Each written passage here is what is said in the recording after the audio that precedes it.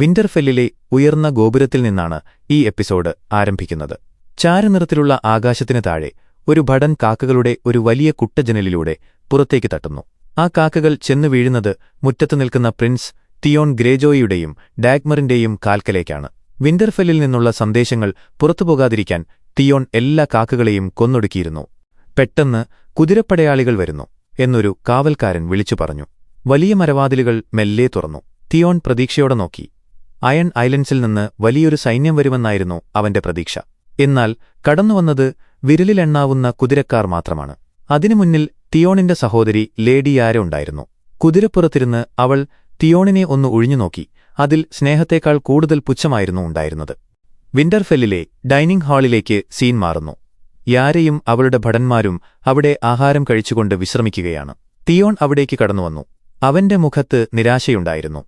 ഇതാ വരുന്നു വിന്റർഫെല്ലിലെ രാജകുമാരൻ എന്ന് യാര പരിഹാസത്തോടെ പറഞ്ഞു. കൂടെയുള്ള ഭടന്മാർ അത് കേട്ട് ചിരിച്ചു.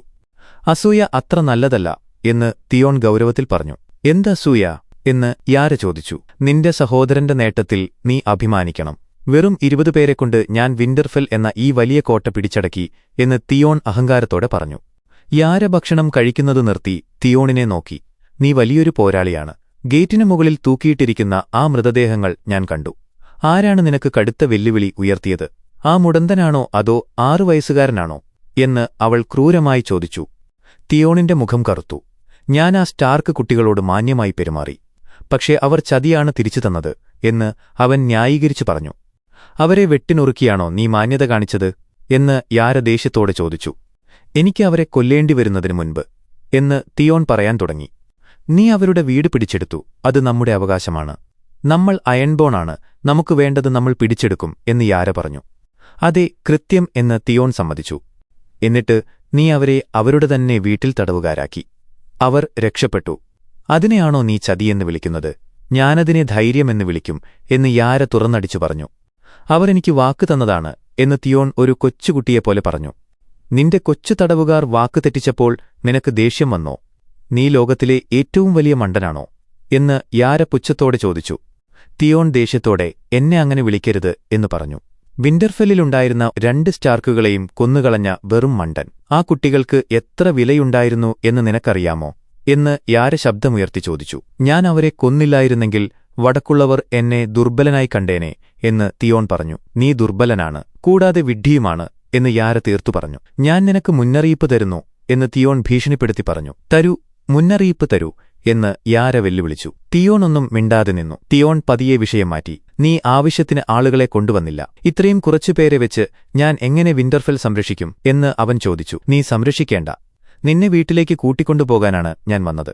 അച്ഛന് നിന്നോട് സംസാരിക്കണം എന്ന് യാര പറഞ്ഞു. ഇതൊരു തമാശയാണോ? വടക്കിന്റെ ഹൃദയമാണ് വിന്റർഫെൽ എന്ന് തിയോൺ പറഞ്ഞു. അതെ, കടലിൽ നിന്ന് 100 കണക്കിന് മൈലുകൾ അകലെയുള്ള ഹൃദയം. നമ്മൾ ദ്വീപുകാരാണ് സഹോദര. നീ അത് മറന്നോ? നമ്മുടെ ശക്തിക്കപ്പലുകളിലാണ്. നീ സ്റ്റാർക്ക് കുട്ടികളുടെ മൃതദേഹങ്ങൾ മതിലിൽ തൂക്കിയിട്ടതോടെ വടക്കുള്ള സകല മനുഷ്യരും നിന്നെ തൂക്കിലേറ്റാൻ ആഗ്രഹിക്കുന്നുണ്ട്. റോബ് സ്റ്റാർക്ക് ഇതറിഞ്ഞാൽ എന്ന് യാര പറഞ്ഞു. അവൻ അറിയില്ല. ഞങ്ങൾ കാക്കകളെയെല്ലാം കൊന്നു. കുതിരകളെല്ലാം ഞങ്ങളുടെ കൈയിലാണ്. ഞാൻ വിന്റർഫെൽ പിടിച്ചെടുത്തു. ഞാനത് ഭരിക്കും എന്ന് തിയോൺ വാശിയോടെ പറഞ്ഞു. യാര തന്റെ ഭടന്മാരോട് പുറത്തുപോകാൻ ആംഗ്യം കാണിച്ചു. അവർ പോയപ്പോൾ യാര എഴുന്നേറ്റ് തിയോണിന്റെ അടുത്തെത്തി. അവളുടെ സ്വരത്തിൽ അല്പം വാത്സല്യം കലർന്നു. തിയോൺ, നീ എന്റെ ചോരയാണ്. നമ്മൾ 2 പേരും അമ്മയെ സ്നേഹിച്ചിരുന്നു, അച്ഛനെ സഹിച്ചിരുന്നു. എന്റെ കൂടെ വീട്ടിലേക്ക് വരൂ. ഇവിടെ കിടന്ന് ഒറ്റയ്ക്ക് മരിക്കരുത് എന്ന് യാര അപേക്ഷിച്ചു പറഞ്ഞു. ഞാൻ മരിക്കാൻ ഉദ്ദേശിക്കുന്നില്ല എന്ന് തിയോൺ ഉറപ്പിച്ചു പറഞ്ഞു. യാര ഒരു പഴയ കഥ ഓർത്തെടുത്തു. നീ ഭയങ്കര കരച്ചിലായിരുന്നു കുട്ടിയായിരുന്നപ്പോൾ. ഒരിക്കലും ഉറങ്ങില്ല. ഒരു രാത്രി നീ നിർത്താതെ കരഞ്ഞു, മരിക്കാൻ പോകുന്ന പന്നിയെപ്പോലെ. ഞാൻ നിന്റെ തൊട്ടിലിനടുത്തേക്ക് ചെന്നു. നിന്നെ കഴുത്ത് ഞെരിച്ചു കൊല്ലാൻ എനിക്ക് തോന്നി. പക്ഷേ നീ എന്നെ നോക്കി കരച്ചിൽ നിർത്തി. നീ എന്നെ നോക്കി ചിരിച്ചു. കടലിൽ നിന്ന് ഇത്രയും ദൂരെ കിടന്ന് മരിക്കരുത് എന്ന് യാര വികാരഭരിതയായി പറഞ്ഞു. ശേഷം അവൾ പുറത്തേക്ക് നടന്നു. തിയോൺ അവിടെ ഏകനായി നിന്നു. സീൻ മാറുന്നു. മതിലിന് വടക്ക്, ബിയോണ്ട് ദ വാൾ. മഞ്ഞുറഞ്ഞ തടാകത്തിലൂടെ വൈൽഡിംഗ്സിന്റെ ഒരു സംഘം നടക്കുന്നു. അവരുടെ കൂട്ടത്തിൽ തടവുകാരായ ജോൺ സ്നോയും ക്യോറിൻ ഹാഫ്ഹാൻഡുമുണ്ട്. എല്ലുകൾ കൊണ്ടുള്ള കവചം ധരിച്ച ലോർഡ് ഓഫ് ബോൺസ് അഥവാ റാറ്റുഷേർട്ട് എന്ന വൈൽഡിംഗ് നേതാവ് അവരുടെ മുന്നിലേക്ക് വന്നു. ഞാൻ നിനക്കൊരു സമ്മാനം കൊണ്ടുവന്നിട്ടുണ്ട് എന്ന് വൈഗ്രിറ്റ് ലോർഡ് ഓഫ് ബോൺസിനോട് പറഞ്ഞു. എനിക്കിതിനകം ഒരു കാക്കയെ കിട്ടിയിട്ടുണ്ട്. കോറിനെ ഉദ്ദേശിച്ച്. രണ്ടാമതൊന്നിനെ എനിക്ക് വേണ്ട എന്ന് ലോർഡ് ഓഫ് ബോൺസ് പറഞ്ഞു. മാൻസ് റൈഡറിന് ഇവനെ ചോദ്യം ചെയ്യേണ്ടിവരും. കാക്കകൾ എവിടെയാണെന്നും അവരുടെ പദ്ധതി എന്താണെന്നും ഇവനറിയാം എന്ന് വൈഗ്രിഡ് ജോണിനെ രക്ഷിക്കാൻ വേണ്ടി കള്ളം പറഞ്ഞു.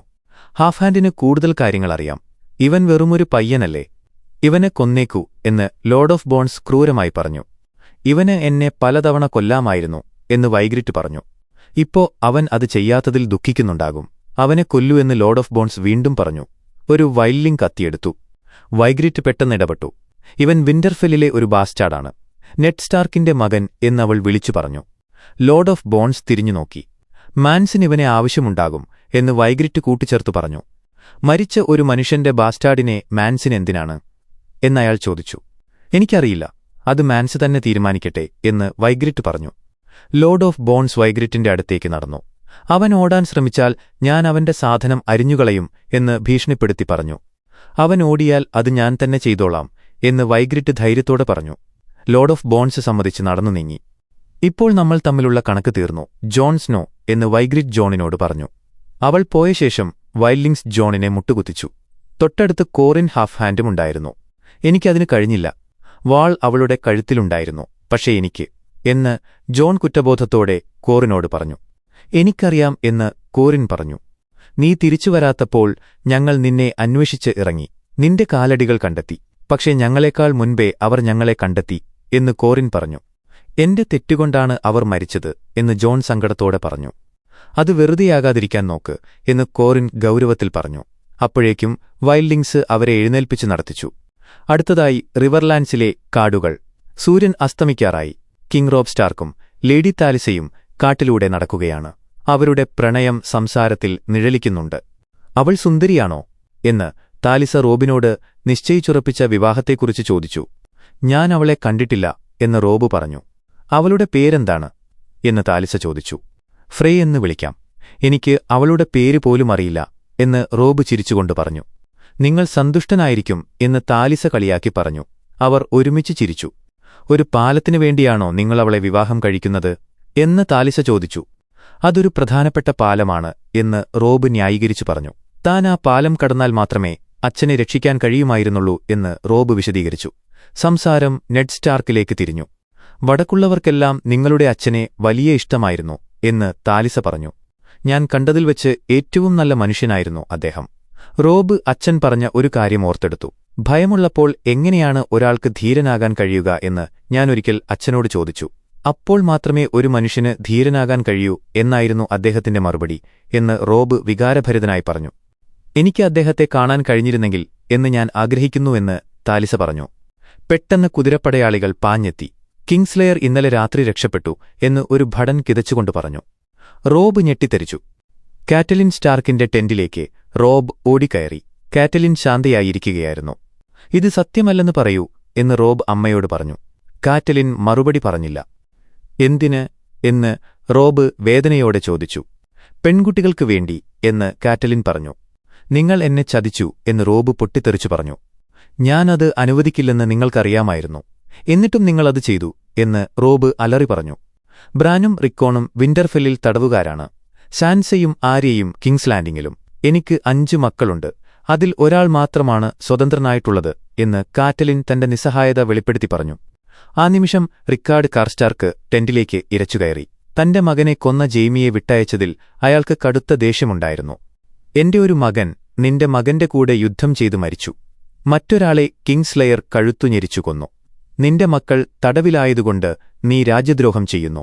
എന്റെ മക്കളെ തിരിച്ചുതരാൻ ദൈവങ്ങൾ തയ്യാറായാൽ ഞാൻ എന്റെ ഹൃദയം പിഴുതു നൽകിയേനെ എന്ന് കാർസ്റ്റാർക്ക് വികാരാധീനനായി പറഞ്ഞു. നിങ്ങളുടെ മക്കളെ ഓർത്ത് ഞാൻ ദുഃഖിക്കുന്നു എന്ന് കാറ്റലിൻ പറഞ്ഞു. എനിക്ക് നിന്റെ ദുഃഖം വേണ്ട, എനിക്കെന്റെ പ്രതികാരം മതി. നീ അത് എന്നിൽ നിന്ന് മോഷ്ടിച്ചു എന്ന് കാർസ്റ്റാർക്ക് അലറി പറഞ്ഞു. ജെയ്മിയെ വിട്ടയച്ചാൽ സാൻസയെയും ആര്യയെയും തിരിച്ചുകിട്ടുമെന്ന് കാറ്റലിൻ വാദിച്ചു. പക്ഷേ റോബ് അത് കേട്ടില്ല. ജെയ്മി ലാനിസ്റ്റർ നിങ്ങളെ വിഡ്ഢിയാക്കി. നിങ്ങൾ നമ്മുടെ നില ദുർബലമാക്കി. എന്റെ പിന്നിലൂടെ നിങ്ങളിത് ചെയ്തു. ഇവരെ രാപ്പകൽ കാവലിൽ നിർത്തുക എന്ന് റോബ് കൽപ്പിച്ചു പറഞ്ഞു. സ്വന്തം അമ്മയെ തടവിലാക്കാൻ അവൻ നിർബന്ധിതനായി. റോബ് ജെയ്മിയെ പിടിക്കാൻ എത്ര പേരെ അയച്ചു എന്ന് ചോദിച്ചു. 40 പേരെ എന്ന് ഭടൻ പറഞ്ഞു. നമ്മുടെ ഏറ്റവും വേഗതയുള്ള കുതിരകളുമായി 40 പേരെ കൂടി അയക്കൂ എന്ന് റോബ് കൽപ്പിച്ചു. റിവർലാൻഡ്സിലെ മറ്റൊരു ഭാഗത്ത് ബ്രിയാൻ ഓഫ് ടാർത്ത് ജെയ്മി ലാനിസ്റ്ററുമായി ഒളിച്ചോടുകയാണ്. ഒരു തോണിക്ക് അരികിൽ വെച്ച് ബ്രിയാൻ ജെയ്മിയെ കുതിരപ്പുറത്തുനിന്ന് തള്ളിയിട്ടു. ജെയ്മിയുടെ കൈകൾ ബന്ധിക്കപ്പെട്ടിരുന്നു. പകൽ വെളിച്ചത്തിൽ നിന്നെ കാണാൻ കൂടുതൽ വിരൂപയാണ് എന്ന് ജെയ്മി തന്റെ സ്വതസിദ്ധമായ പരിഹാസത്തോടെ പറഞ്ഞു. നിന്റെ പേരെന്താണ്? ബ്രിയാൻ ഓഫ് ടാർത്ത് എന്ന് അവൾ ഗൗരവത്തിൽ പറഞ്ഞു. ജെയ്മി അവളെ പ്രകോപിപ്പിക്കാൻ തുടങ്ങി. നിന്റെ അച്ഛൻ ലോർഡ് സെൽവിൻ ടാർത്തല്ലേ? നിനക്ക് സഹോദരങ്ങളുണ്ടോ? നീ ആണുങ്ങളെ കണ്ടിട്ടുണ്ടോ? അതോ കുതിരകളെയാണോ നിനക്കിഷ്ടം എന്ന് ജെയ്മി അശ്ലീലം കലർത്തി ചോദിച്ചു. ബ്രിയാൻ അവനെ മുട്ടുകുത്തിച്ചു. നിന്റെ കുറ്റങ്ങൾ മാപ്പറിയിക്കാത്തതാണ് കിങ്സ്ലെയർ എന്ന് അവൾ പറഞ്ഞു. എന്താണ് എന്നോടിത്ര വെറുപ്പ്? ഞാൻ നിന്നെ ഉപദ്രവിച്ചിട്ടുണ്ടോ എന്ന് ജെയ്മി ചോദിച്ചു. നീ സംരക്ഷിക്കാൻ സത്യം ചെയ്തവരെ നീ ഉപദ്രവിച്ചു. നിരപരാധികളെ കൊന്നു എന്ന് ബ്രിയാൻ പറഞ്ഞു. നിന്നെപ്പോലെ വിരസയായ മറ്റൊരു സ്ത്രീയെ ഞാൻ കണ്ടിട്ടില്ലെന്ന് ആരെങ്കിലും പറഞ്ഞിട്ടുണ്ടോ എന്ന് ജെയ്മി ചോദിച്ചു. ബ്രിയാൻ അവനെ എഴുന്നേൽപ്പിച്ചു. എന്നെ ദേഷ്യം പിടിപ്പിക്കാൻ നിനക്ക് കഴിയില്ല എന്നവൾ പറഞ്ഞു. നീ എന്നെ കൊല്ലാൻ തയ്യാറായി നിൽക്കുകയല്ലേ? നിനക്കെന്നെ തോൽപ്പിക്കാൻ കഴിയുമെന്ന് തോന്നുന്നുണ്ടോ എന്ന് ജെയ്മി വെല്ലുവിളിച്ചു ചോദിച്ചു. ഞാൻ നീ യുദ്ധം ചെയ്യുന്നത് കണ്ടിട്ടില്ല എന്ന് ബ്രിയാൻ പറഞ്ഞു. ഈ രാജ്യങ്ങളിൽ എന്നെ തോൽപ്പിക്കാൻ സാധ്യതയുള്ള 3 പേരെയുള്ളൂ. നീ അതിൽ പെടില്ല എന്ന് ജെയ്മി അഹങ്കാരത്തോടെ പറഞ്ഞു. എന്റെ ജീവിതകാലം മുഴുവൻ നിന്നെപ്പോലെയുള്ള ആണുങ്ങൾ എന്നെ കളിയാക്കിയിട്ടുണ്ട്. ജീവിതകാലം മുഴുവൻ നിന്നെപ്പോലെയുള്ളവരെ ഞാൻ മണ്ണിൽ അടിച്ചെഴുത്തിയിട്ടുമുണ്ട് എന്ന് ബ്രിയാൻ ശക്തമായ മറുപടി പറഞ്ഞു. അത്ര ധൈര്യമുണ്ടെങ്കിൽ എന്റെ ചങ്ങല അഴിക്ക്, എന്നിട്ട് നോക്കാം എന്ന് ജെയ്മി പറഞ്ഞു. ഞാനൊരു മണ്ടിയാണെന്ന് കരുതിയോ? അകത്ത് കയറടാ എന്ന് പറഞ്ഞ് ബ്രിയാൻ അവനെ തോണിയിലേക്ക് തള്ളിവിട്ടു. അവർ യാത്ര തുടർന്നു. ഹാരൻഹാലിൽ ലോർഡ് ടൈവിൻ ലാനിസ്റ്റർ യുദ്ധത്തിനുള്ള തയ്യാറെടുപ്പിലാണ്. ആര്യ സ്റ്റാർക്ക് അവിടെ അവർക്ക് വൈൻ വിളമ്പുന്നുണ്ട്. സ്റ്റാനിസ് ബരാത്തിയോൺ കിങ്സ് ലാൻഡിങ്ങിന് അടുത്തെത്തി എന്ന വാർത്ത ടൈവിൻ അറിഞ്ഞു. നമ്മൾ ഇന്ന് രാത്രി തന്നെ പുറപ്പെടും. റോബ് സ്റ്റാർക്ക് അറിയുന്നതിനു മുൻപ് നമുക്ക് നീങ്ങണം എന്ന് ടൈവിൻ പറഞ്ഞു. ഈ കോട്ട ആരു നോക്കും എന്ന് കെവൻ ചോദിച്ചു. ഗ്രിഗർ ക്ലിഗെയിൻ ദി മൗണ്ടൻ ഇവിടെ നിൽക്കും. ആ പെൺകുട്ടി നല്ല ജോലിക്കാരിയാണ്. അവൾ ഇവിടെ ക്ലിഗെയിന്റെ കൂടെ നിൽക്കട്ടെ എന്ന് ആര്യയെ നോക്കി ടൈവിൻ പറഞ്ഞു. ഇത് കേട്ട ആര്യയുടെ മുഖം ഭയം കൊണ്ട് വിളറി. മൗണ്ടന്റെ ക്രൂരത അവൾക്കറിയാവുന്നതാണ്. ഹാരൻഹാലിലെ മുറ്റത്ത് ലാനിസ്റ്റർ ഭടന്മാർ തടവുകാരെ പീഡിപ്പിക്കുകയാണ്. സെർ എമോറിയെ കൊന്നതാരാണ് എന്ന് ചോദിച്ചാണ് പീഡനം. ജാക്കൻ ഹഗാർ ചെയ്ത കൊലപാതകത്തിന് മറ്റുള്ളവർ ശിക്ഷ അനുഭവിക്കുന്നു. ആര്യ തന്റെ സുഹൃത്തുക്കളായ ഹോട്ടുപയ്യെയും ജെൻട്രിയെയും കണ്ടു. ജാക്കൻ എവിടെ എന്ന് ആര്യ ഹോട്ടുപയ്യോട് ചോദിച്ചു. അവർ പെട്രോളിങ്ങിനു പോയി എന്ന് ഹോട്ട്പൈ പറഞ്ഞു. അപ്പോഴേക്കും ടൈവിൻ ലാനിസ്റ്റർ കുതിരപ്പുറത്ത് കയറി സൈന്യത്തോടൊപ്പം പോകുന്നത് ആര്യ കണ്ടു. ടൈവിനെ കൊല്ലാനുള്ള അവസരം നഷ്ടപ്പെട്ടതിൽ അവൾ നിരാശയായി. വീണ്ടും മതിലിന് വടക്ക് കോറിൻ ഹാഫ്ഹാൻഡും ജോണും നടക്കുന്നു. കോറിൻ ജോണിന് രഹസ്യമായി ഒരു പദ്ധതി പറഞ്ഞുകൊടുക്കുന്നു. മാൻസ് റൈഡർ മതിലിന് നേരെ പടനയിക്കും. അപ്പോൾ അവന്റെ സൈന്യത്തിനുള്ളിൽ നമുക്കൊരു ചാരൻ വേണം. നീ അത് ചെയ്യണം എന്ന് കോറിൻ പറഞ്ഞു. അവർ എന്നെ വിശ്വസിക്കില്ല എന്ന് ജോൺ പറഞ്ഞു. നീ ചെയ്യേണ്ടത് ചെയ്താൽ അവർ വിശ്വസിക്കും എന്ന് കോറിൻ പറഞ്ഞു. പെട്ടെന്ന് കോറിൻ ശബ്ദമുയർത്തി ജോണിനെ വഴക്കു പറയാൻ തുടങ്ങി. ഒരു ബാസ്റ്റാർഡിനെ വിശ്വസിച്ചത് എന്റെ തെറ്റ് എന്ന് പറഞ്ഞ് കോറിൻ ജോണിനെ തള്ളി താഴെയിട്ടു. വൈൽഡിങ്സ് കാണാൻ വേണ്ടിയുള്ള നാടകമായിരുന്നു അത്. ജോണിനെ അവർക്കു മുൻപിൽ ഒരു വഞ്ചകനായി ചിത്രീകരിക്കുക എന്നതായിരുന്നു കോറിന്റെ തന്ത്രം. ഇനി കിങ്സ് ലാൻഡിംഗ്. ടിറിയൻ ലാനിസ്റ്റർ യുദ്ധതന്ത്രങ്ങൾ മെനയുകയാണ്. ബ്രോൺ അവിടെയിരുന്ന് കൈയിലെ നഖം വെട്ടി വൃത്തിയാക്കുന്നത് ടിറിയനെ അലോസരപ്പെടുത്തി. നിനക്ക് ഗോൾഡ് ക്ലോക്ക് യൂണിഫോം ഇട്ടുകൂടെ എന്ന് ടിറിയൻ ചോദിച്ചു. വേണ്ട, യൂണിഫോം ഇട്ടാൽ പെട്ടെന്ന് തിരിച്ചറിയും. മാത്രമല്ല ഓടാനും പാടാണ് എന്ന് ബ്രോൺ പറഞ്ഞു. വാരിസ് അവിടേക്ക് കടന്നുവന്നു. നഗരത്തിലെ കള്ളന്മാരെയെല്ലാം ബ്രോൺ പിടിച്ചെന്നും അതുകൊണ്ട് മോഷണം കുറഞ്ഞെന്നും വാരിസ് പറഞ്ഞു. ഞങ്ങൾ കള്ളന്മാരെയെല്ലാം പിടിച്ചു, പക്ഷെ ചോദ്യം ചെയ്യാനല്ല എന്ന് ബ്രോൺ പറഞ്ഞു. ഉപരോധം വന്നാൽ കള്ളന്മാരായിരിക്കും ആദ്യം ആഹാരം മോഷ്ടിക്കുക എന്നതുകൊണ്ടാണ് താൻ അത് ചെയ്തതെന്ന് ബ്രോൺ ന്യായീകരിച്ചു. സ്റ്റാനിസ് മഡ്ഗേറ്റ് വഴിയാകും ആക്രമിക്കുക. നമ്മുടെ പദ്ധതി എന്താണ് എന്ന് വാരിസ് ചോദിച്ചു. പന്നിക്കാഷ്ടം, പിഗ്ഷിറ്റ് എന്ന് ടിറിയൻ ചിരിച്ചുകൊണ്ട് പറഞ്ഞു. വൈൽഡ് ഫയറിനെക്കുറിച്ചുള്ള സൂചനയായിരുന്നു അത്. നൈറ്റ്സ് വാച്ചിലെ സാംവെൽ ടാർലിയും ഗ്രെന്നും മഞ്ഞിൽ കുഴികുത്തുകയാണ്. നമ്മൾ ലോകത്തിന്റെ ഒരറ്റത്ത് വന്ന് കക്കൂസ് കുഴികുത്തുന്നു എന്ന് ഗ്രെയിൻ സങ്കടത്തോടെ പറഞ്ഞു. പെട്ടെന്ന് ഗ്രെന്നിന്റെ മൺവെട്ടി എന്തിലോ തട്ടി ശബ്ദമുണ്ടാക്കി. മഞ്ഞു മാറ്റി നോക്കിയപ്പോൾ പഴയൊരു കല്ല്, അതിനടിയിൽ ഒരു പൊതി. അവർ അത് തുറന്നു നോക്കി. അതിൽ നിറയെ കറുത്ത കല്ലുകൊണ്ടുണ്ടാക്കിയ ആയുധങ്ങൾ. ഇത് ഡ്രാഗൺ ഗ്ലാസ് ആണ് എന്ന് സാം അത്ഭുതത്തോടെ പറഞ്ഞു. ഫസ്റ്റ്മെൻ കുഴിച്ചിട്ടതാകണം ഇത് എന്ന് സാം പറഞ്ഞു. ഹാരൻഹാലിൽ ആര്യവെള്ളം ചുമന്നുവരുമ്പോൾ ജാക്കൻ ഹ്ഗാറിനെ കാണുന്നു. ടൈവിൻ ലാനിസ്റ്റർ പോയി. എനിക്കവനെ ഇപ്പോൾ കൊല്ലണം എന്ന് ആര്യവാശിയോടെ പറഞ്ഞു. അതിപ്പോൾ ചെയ്യാൻ കഴിയില്ല, സമയമെടുക്കും എന്ന് ജാക്കൻ പറഞ്ഞു. എന്നാൽ വേറൊരു പേര് തരാം. ആരെ പേരു പറഞ്ഞാലും കൊല്ലുമോ എന്ന് ആര്യ ചോദിച്ചു. ആരെയും എന്ന് ജാക്കൻ സത്യം ചെയ്തു പറഞ്ഞു. ജാക്കൻ ഹ്ഗാർ എന്ന് ആര്യ ജാക്കന്റെ പേര് തന്നെ പറഞ്ഞു.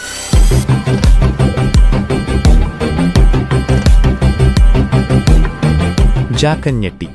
ദൈവങ്ങളെ കളിയാക്കരുത് എന്ന് ജാക്കൻ ഭയത്തോടെ പറഞ്ഞു.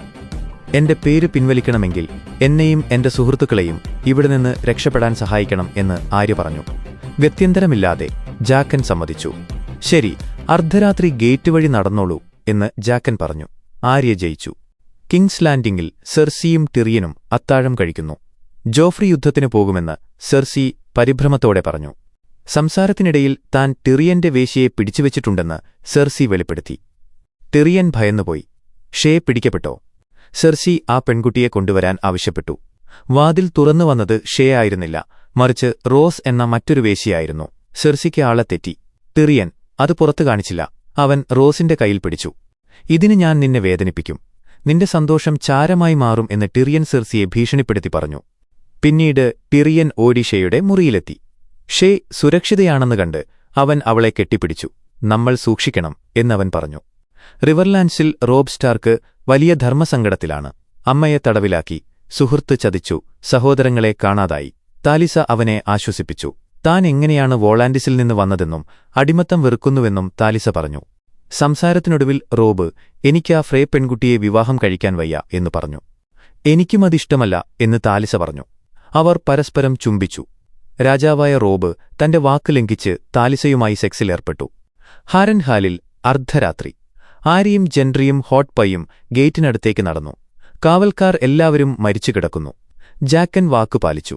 അവർ മൂവരും കോട്ടയ്ക്ക് പുറത്തേക്ക് നടന്നു. കടലിൽ സ്റ്റാനിസ് ബരാത്തിയോണും ഡാവോസും കപ്പലിൽ സംസാരിക്കുന്നു. താൻ രാജാവായാൽ ഡാവോസിനെ ഹാൻഡ് ഓഫ് ദ കിങ് ആക്കുമെന്ന് സ്റ്റാനിസ് വാഗ്ദാനം പറഞ്ഞു. ഡാവോസ് അത് നന്ദിയോടെ സ്വീകരിച്ചു. കിങ്സ് ലാൻഡിംഗിൽ ജോഫ്രി വർത്തമാനം പറയുകയാണ്. സ്റ്റാനിസ് വന്നാൽ ഞാൻ അവന് ചുവന്ന ചിരി സമ്മാനിക്കും, കഴുത്തറുക്കും എന്ന് ജോഫ്രി പറഞ്ഞു. ജോഫ്രി പോയപ്പോൾ ടിറിയനും വാരിസും പരസ്പരം നോക്കി. ഡെനേറിസ് ടാർഗേറിയൻ ജീവിച്ചിരിപ്പുണ്ട്. അവൾക്ക് 3 ഡ്രാഗണുകൾ ഉണ്ടെന്ന് കേട്ടു എന്ന് വാരിസ് പറഞ്ഞു. ഒരു കളി കഴിഞ്ഞിട്ട് അടുത്തത് എന്ന് ടിറിയൻ മറുപടി പറഞ്ഞു. കാർത്തിൽ ജോറ മോർമോണ്ട് ഡെനേറിസിനോട് അസ്തപോറിലേക്ക് പോകാൻ നിർബന്ധിക്കുന്നു. നമുക്ക് പോകാം ഖലീസി എന്ന് ജോറ പറഞ്ഞു. എന്റെ ഡ്രാഗണുകളെ വിട്ട് ഞാൻ വരില്ല, അവ എന്റെ കുട്ടികളാണ് എന്ന് ഡെനേറിസ് ഉറപ്പിച്ചു പറഞ്ഞു. അവൾ ഹൗസ് ഓഫ് അണ്ടയിങ്ങിലേക്ക് പോകാൻ തീരുമാനിച്ചു. കത്തിക്കരിഞ്ഞ കുട്ടികളുടെ മൃതദേഹങ്ങൾക്ക് താഴെ തിയോൺ നിൽക്കുന്നു. മെയ്സ്റ്റർ ലുവിൻ അവിടേക്ക് വന്നു. അതിനുശേഷം ലുവിൻ രഹസ്യമായി കൊട്ടാരത്തിലെ നിലവറയിലേക്ക് പോയി. അവിടെ ഓഷ ഇരിക്കുന്നുണ്ടായിരുന്നു. അവർ ഫാം ഹൗസ് വരെ പോയി തിരിച്ചുവന്നു. ആ മൃതദേഹങ്ങൾ ആ കർഷകന്റെ കുട്ടികളുടേതാണ്. തിയോൺ ആ പാവം കുട്ടികളെ കൊന്ന് ബ്രാനും റിക്കോണുമാണെന്ന് കള്ളം പറഞ്ഞു എന്ന് ലുവിൻ ഓഷയോട് പറഞ്ഞു. അത് ബ്രാൻ അറിയരുത്, അവൻ സ്വയം പഴിക്കും എന്ന് ഓഷ പറഞ്ഞു. അവരുടെ തൊട്ടപ്പുറത്ത് എല്ലാം കേട്ടുകൊണ്ട് ജീവനോടെയിരിക്കുന്ന ബ്രാൻ സ്റ്റാർക്കിനെ കാണിക്കുന്നു. ഒപ്പം റിക്കോണും ഹോഡോറുമുണ്ട്. തിയോൺ കൊന്നത് യഥാർത്ഥ സ്റ്റാർക്ക് കുട്ടികളെ അല്ലായിരുന്നു എന്ന വലിയ ട്വിസ്റ്റോടെ എപ്പിസോഡ് അവസാനിക്കുന്നു. ഈ വീഡിയോ നിങ്ങൾക്കിഷ്ടപ്പെട്ടെങ്കിൽ തീർച്ചയായും ലൈക്ക് ചെയ്യുക. ഗെയിം ഓഫ് ത്രോൺസിന്റെ ബാക്കി എപ്പിസോഡുകൾ മിസ്സാവാതിരിക്കാൻ ഇപ്പോൾ തന്നെ ചാനൽ സബ്സ്ക്രൈബ് ചെയ്യുക. Thank you so much.